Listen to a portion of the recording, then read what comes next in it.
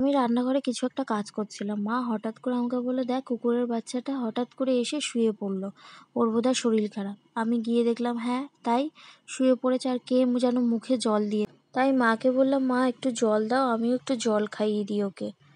তো দেখলাম হ্যাঁ ও জলটা কিন্তু খাচ্ছে। তোমরা বোধহয় ভালো করে দেখলে বুঝতে পারবে যে ও কিন্তু জলটা খাচ্ছে। ওর শরীর খারাপ, ও উঠে দাঁড়াতে পারছে না। এত খারাপ লাগছে। জানি এটা নিয়ে অনেকে অনেক কিছু বলবে, অনেকে অনেক কিছু ভাববে, অনেকে অনেক কথা বলতেও পারে। আমার তাতে কিছু যায় আসে না। যে যেটা ভাবার ভাবতে পারে।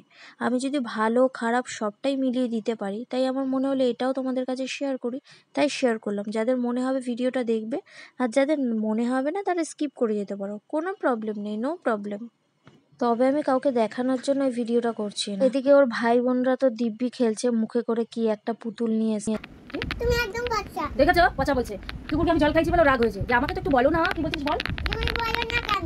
কি বলি না জল খেতে কুকুর তো অসুস্থ তাই জন্য জল খাওয়ানোর কথা বলেছি। বলছে আমাকে তো বলো না জল খাওয়ানোর কথা, ওইভাবে সেই নিয়ে রাগ হয়েছে, আমাকে বলছে পচা। আসছে আবার